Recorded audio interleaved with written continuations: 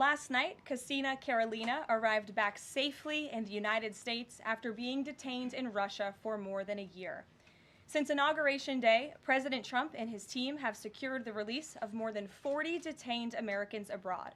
This is more than half of the number of Americans released by Joe Biden in 4 years, and President Trump has brought these Americans home in 80 days.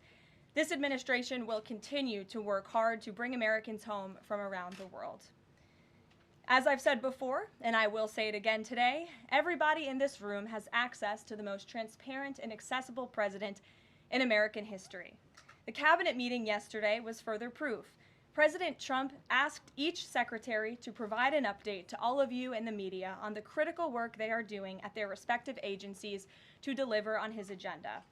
And according to new reporting from the Washington Times, who I believe is in this room today, President Trump answered nearly 100 questions from the press, all of you, during his first 3 open press cabinet meetings this year. That's nearly 20 times the number answered by Joe Biden in cabinet meetings during his entire 4 years in office. In more excellent economic news that was released yesterday, the Consumer Price Index report showed inflation fell to 2.4% in March, smashing expectations for the second straight month in a row. This marked the first drop in consumer prices dating all the way back to the COVID pandemic. Prescription drug prices saw the largest monthly decline on record. Prices for airfare, used vehicles, and car insurance all decreased as well. And energy prices fell 2.4% in March, driven by plummeting gas prices around the country. Also yesterday, House Republicans answered President Trump's call to move forward the budget resolution and officially set the stage for the passage of one big, beautiful bill. The American economy will boom after this bill is passed and the rest of the president's pro-growth agenda goes into effect. The largest tax cuts and deregulation in history, coupled with our energy industry unleashed and renegotiated trade agreements that put America first, are the ultimate formula to usher in the golden age of America.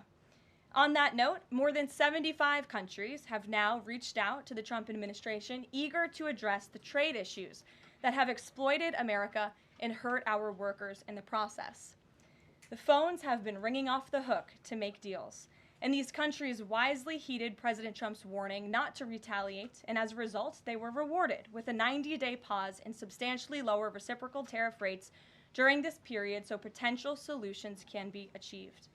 I also have a note from the First Lady to share with you on this Friday. On Tuesday this week, First Lady Melania Trump celebrated the advancement of the Take It Down Act in the House Energy and Commerce Committee. The important legislation passed the committee with bipartisan support, and as you may remember, the President talked about this bill in his address to a joint session of Congress last month. The First Lady remains dedicated to her championing child well-being, ensuring that every young person can thrive, and of course, championing her Be Best agenda.